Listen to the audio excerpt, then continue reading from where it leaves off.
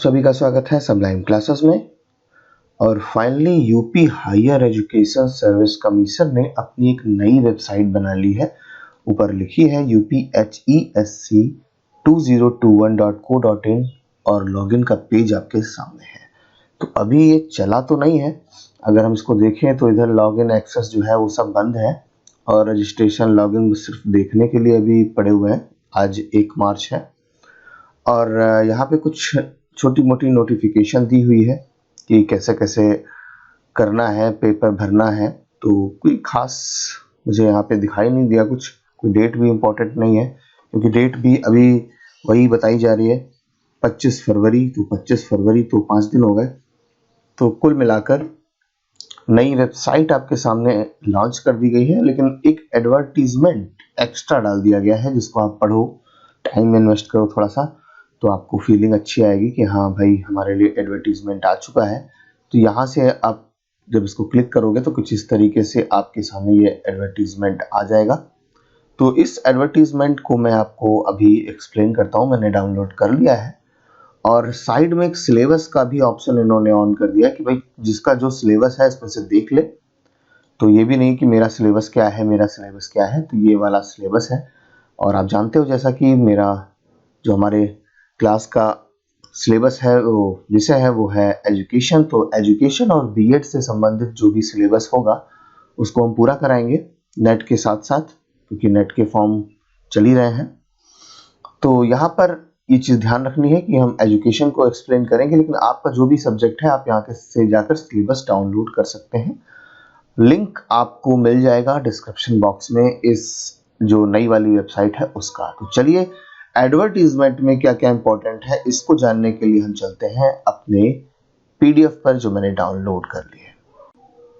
तो यहाँ पर जो आप पीडीएफ देख रहे हैं ये है उत्तर प्रदेश उच्चतर शिक्षा आयोग ने जो अभी रिसेंटली लॉन्च की है। बहुत सारी चीज़ें बता तो दी हैं, लेकिन बहुत ज़्यादा मज़ा नहीं आया क्या क्या बताना चाह रहे थे, क्योंकि खुल के साथ बता नहीं पा रहे हैं अभी।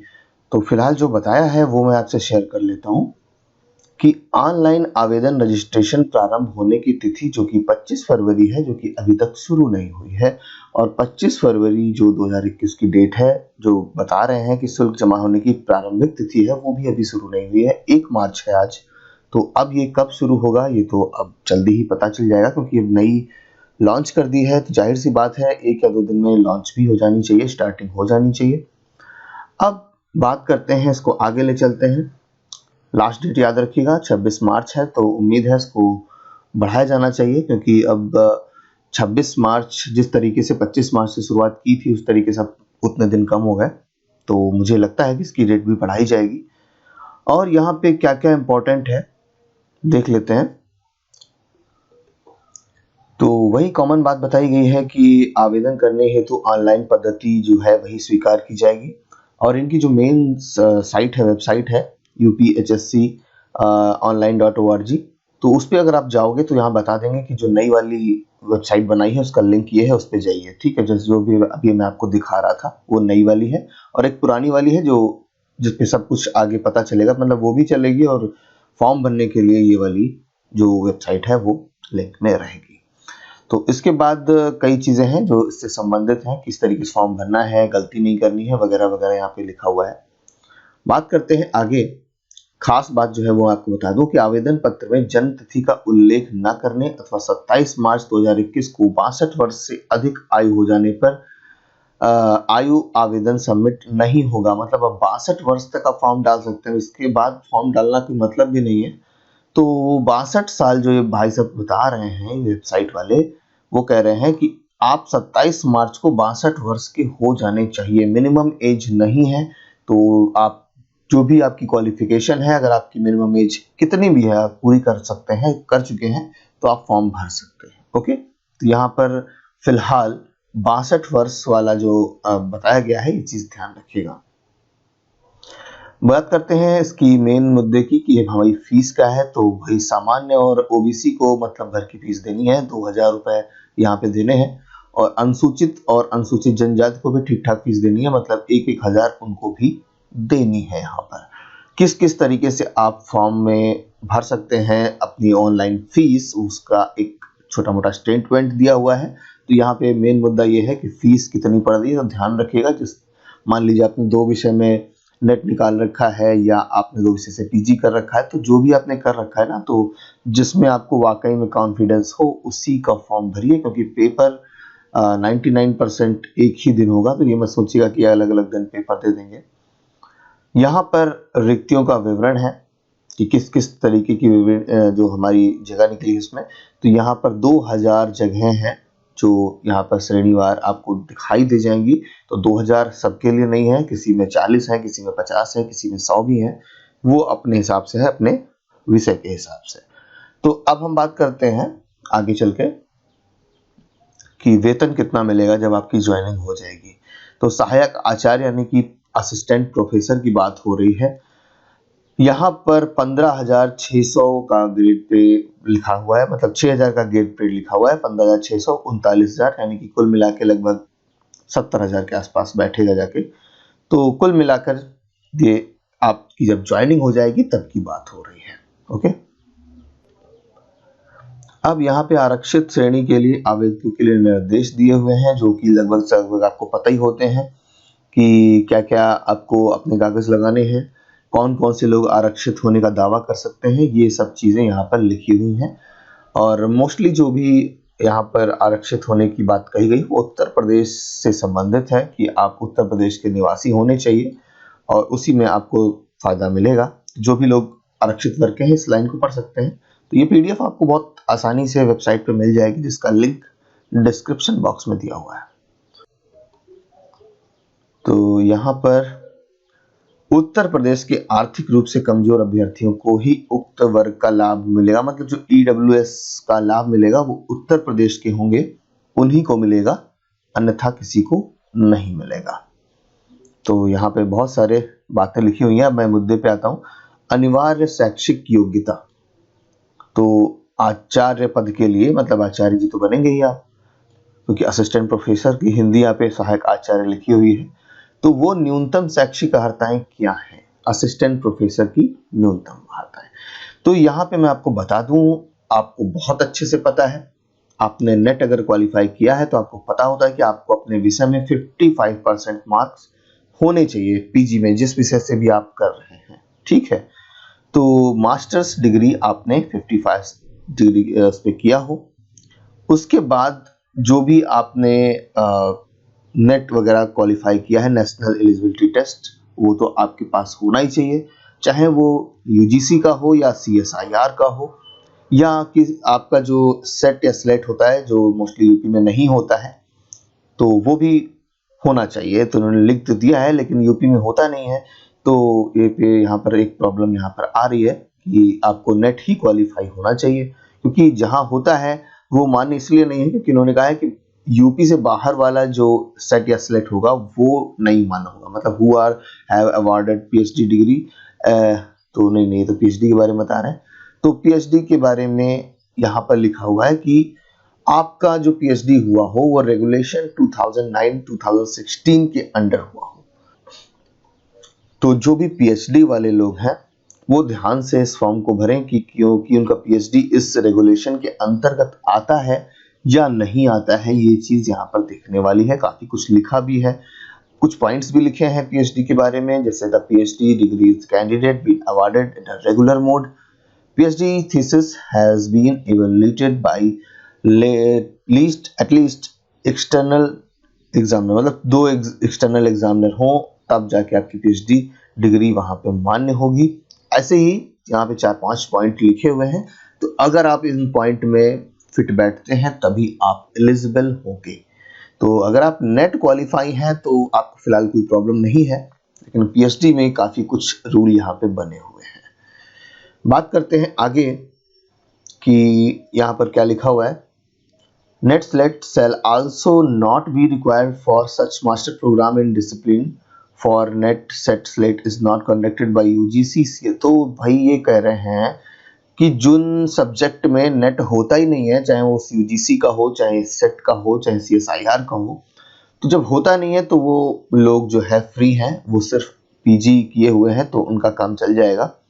तो जिसमें नेट नहीं होता है, वो जो भी सब्जेक्ट होते हों, जिन लोगों ने किए हों, वो फ्री हैं इस बार इसमें फॉर्म डालने के लिए बिना किसी नेट के। इसके बाद PhD degree has been obtained from foreign university institution with rank among 500 in world university ranking. तो वर्ल्ड यूनिवर्सिटी रैंकिंग में जो 500 यूनिवर्सिटीज हैं, अगर आपने वहां से पीएचडी डिग्री की है तो आपकी पीएचडी मानी जाएगी, नहीं तो आपने कहीं और से की है तो नहीं मानी जाएगी। तो वो 500 कौन है, उसके लिए वर्ल्ड रैंकिंग जो यूनिवर्सिटीज की होती है उसमें जाइए और चेक करिए कि आपका कॉलेज या आपकी यूनिवर्सिटी उसमें है या नहीं है।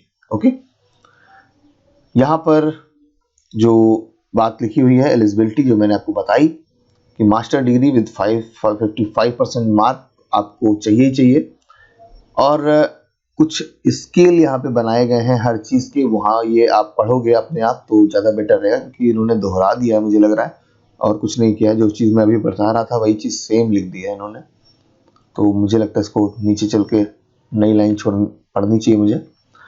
तो यहाँ पे रिलैक्सेशन की बात हो रही है, तो relaxation 5% shall be allowed the master level candidate belonging to schedule caste, schedule tribe and other backward class. जो SC ST OBC हैं उनको 5% का जो है, मतलब 55 की जगह वो 50% भी है तो उनका काम चल जाएगा। तो बाकी और भी चीज़ें यहाँ पे रिलैक्सेशन के रूप में लिखी हुई हैं, आप पढ़ सकते हैं।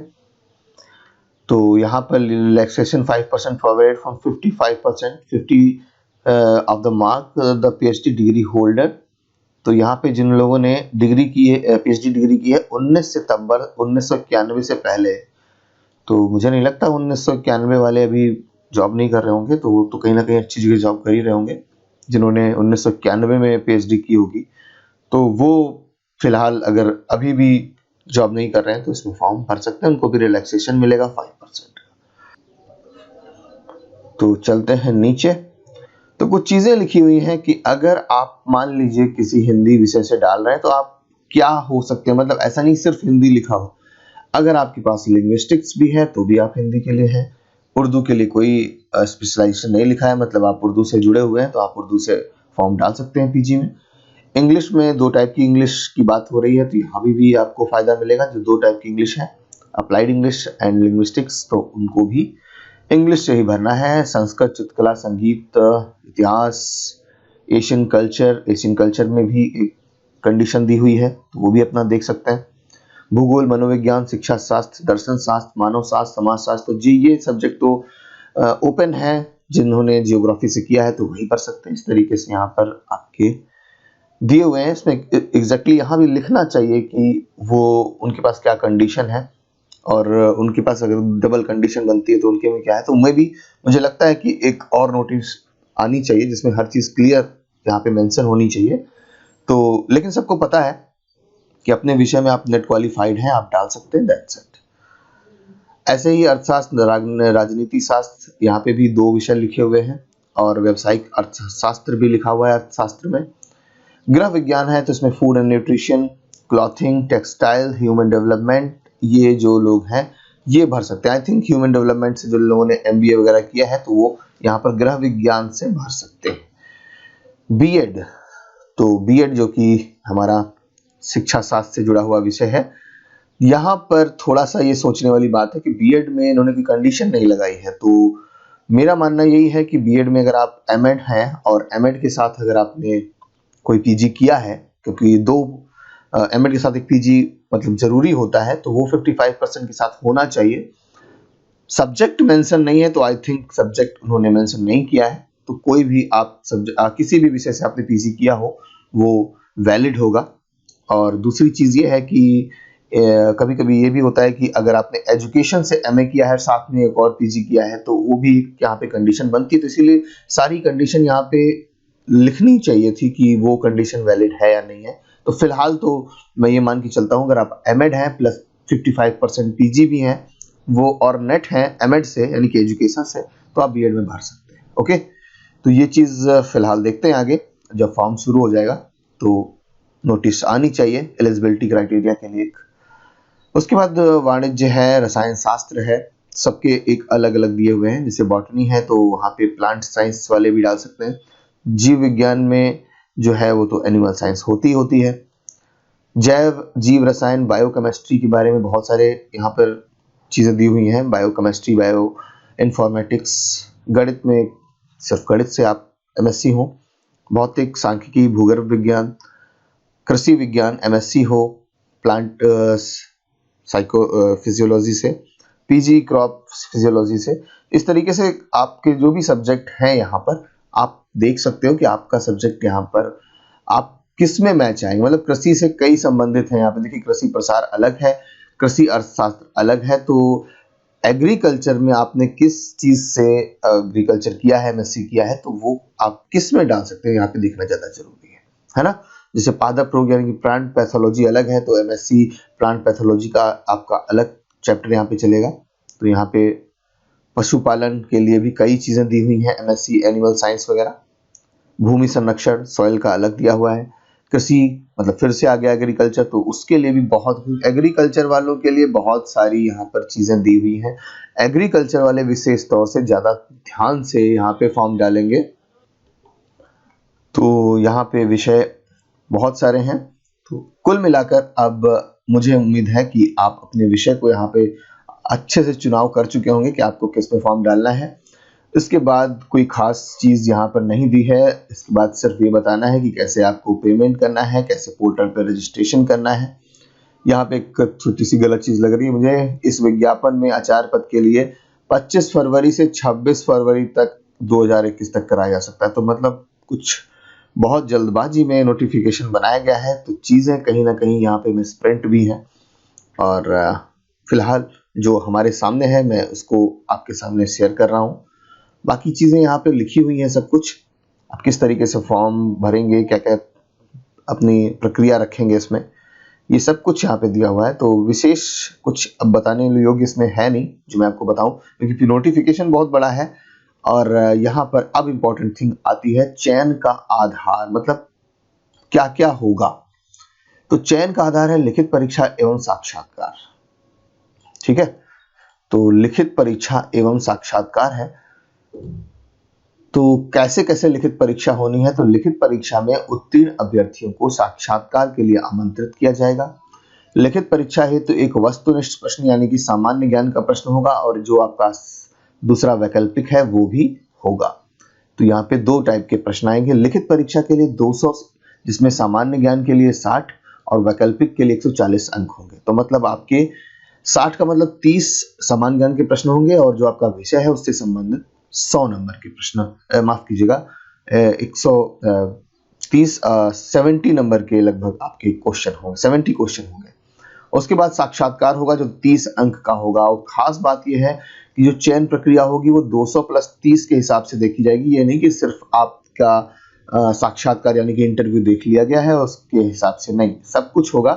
तो आप मेहनत करिए और प्रयास करिए कि अगर आपकी कम भी हो जाए इंटरव्यू में तो आपको कोई दिक्कत ना हो। खास बात एक और है, अच्छी है या गंदी है, क्या है, आप जो भी कह सकते हैं, लेकिन मैं तो ये कहूँगा कि ये अच्छी चीज होती है कि ऋणात्मक मार्किंग यानी कि नेगेटिव मार्किंग नहीं है यहाँ पर, ठीक है। तो ये एक अच्छी चीज है। बाकी लिखा है प्रश्नगत पदों के चयन हेतु लिखित परीक्षा का आयोजन प्रयागराज में किया जाएगा। तो भाई प्रयागराज जाना पड़ेगा पेपर देने के लिए। लखनऊ भी डाल देते एक सेंटर तो क्या दिक्कत थी। मुझे नहीं लगता कि सिर्फ प्रयागराज अकेले इतना हैंडल कर पाएगा, देखते हैं क्या होता है। खैर, तो बाकी जो सूचना है वो आपको एसएमएस, ईमेल, समाचार पत्र वगैरह वगैरह वगैरह में मिल जाएगा। तो यहाँ पर ये सब चीजें बताई गई हैं। तो ये एक इम्पोर्टेंट थिंग थी जो मैंने आपको बता दी। बाकी जब ये स्टार्ट होगा तो लिंक ओपन होगा तो हम उस पर भी एक वीडियो जरूर बनाएंगे, जिससे आपको आसानी हो जाए कि किस किस तरीके से क्या क्या करना है।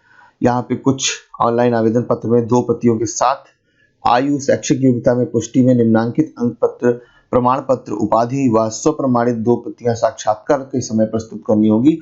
तो कहने का आशय है यहाँ पर आपको कुल मिलाकर जो प्रतियां देनी है वो साक्षात्कार के समय देनी है। बस इन सब चीजों की व्यवस्था कर लीजिएगा जहाँ पे मांगी जाए, जो चीज आपके पास है मिनिमम। हर चीज की जरूरत सबकी नहीं है। अब यहाँ पे विषयवार ये भी दिया है कि कौन कौन कॉलेजों में कितनी कितनी जगह है। तो उद्यान उर्दू में कितनी जगह है उसको बांटा भी गया है, मतलब महिला महाविद्यालय और सह शिक्षा, मतलब उस हिसाब से यहाँ पे वर्गीकृत भी किया गया है। तो खैर ये भी चेक कर लीजिएगा, कुछ चेक करके क्या होगा, खाली आप लोग एक सेटिस्फेक्शन ले सकते हैं। उसके बाद शुरू हो जाता है सिलसिला कौन से कॉलेज में कितनी जगह है, तो देख लीजिएगा आसपास कौन सा कॉलेज अगर आपकी वाकई में तैयारी जबरदस्त है। तो कुल मिलाकर एक छोटा मोटा नोटिफिकेशन का हमने एक जो ओवरव्यू है वो ले लिया है, और आगे जो हमारे विषय हैं और नेट की परीक्षा है सबकी तैयारी हम करते रहेंगे, समय समय पर वीडियो आपको मिलते रहेंगे, और जो ये फॉर्म आ जाएगा लिंक एक्टिवेट हो जाएगा, मैं आपको सूचना जरूर दे दूंगा। और आप भी साइट पर रेगुलर है देखते रहिएगा कि क्या चेंजिंग हो रही है, और हमारे कमेंट में बताइएगा कि क्या वाकई में जो हमारा विषय है, हमारे खुद का आपका विषय है, इसमें है या नहीं है, क्योंकि कुछ लोग कह रहे थे कि हमारा तो विषय नहीं। देखते हैं किसका विषय नहीं है इस बार। ठीक है, जुड़े रहिएगा सब लाइव क्लासेस से। Thank you very much.